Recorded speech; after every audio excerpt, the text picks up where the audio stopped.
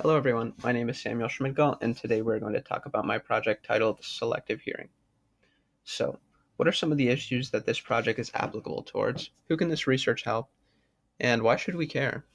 According to the National Institute of Mental Health, there are currently an approximated 3.5 million people in the US who are suffering from schizophrenia.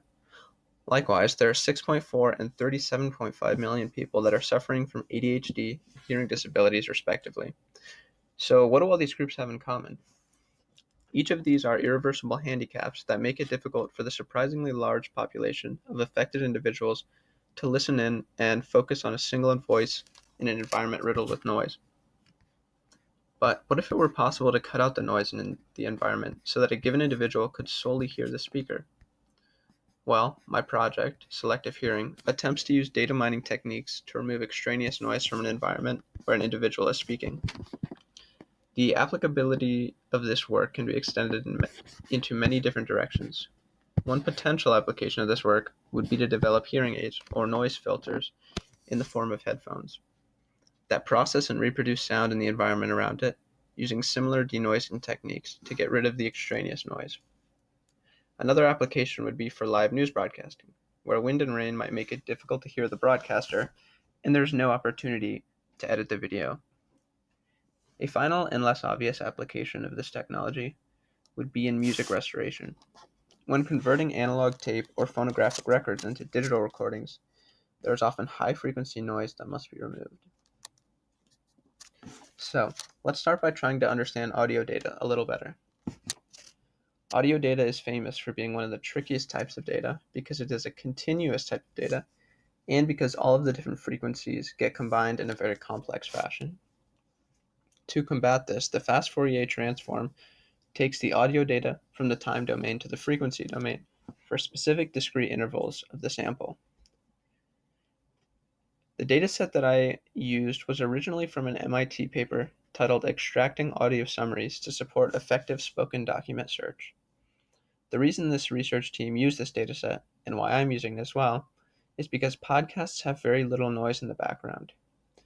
To generate noise in the originally noise-free podcast audio files, I generated 100 different frequencies of sine waves and combined each of the 100 frequencies with each of the podcasts in the dataset.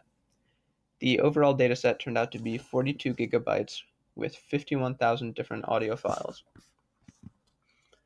In my project so far, I have built 3 different machine learning models, which each attempt to identify the noise frequency in the audio data. But before the data is fed into the model, it is first put through an average pooling layer. Average pooling divides the audio data elements into separate regions and takes the average value over the region and then puts all of those average values back together, effectively reducing the size of each data value.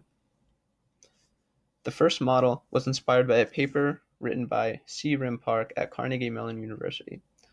Though not a full implementation of his was done, it was inspired by it, where he used a convolutional neural network in an attempt to identify the sine frequency in audio data.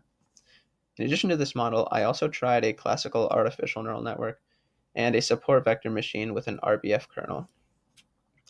Currently, the artificial neural network is performing the best. The metric that I'm using to determine how well a model is performing is based on the sum of squares on the difference between expected frequency output and actual output.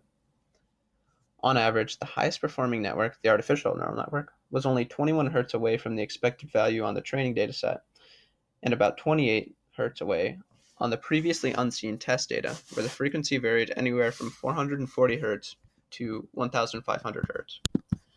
So what's next? In the future, I would like to try different models out, such as the recurrent neural network.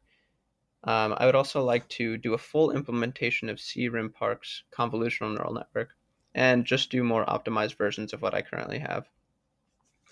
Another interesting direction that this project could go is working on training a network to focus in on a single voice and environment filled with other people speaking rather than just noise. This is called the cocktail effect. Thanks for watching.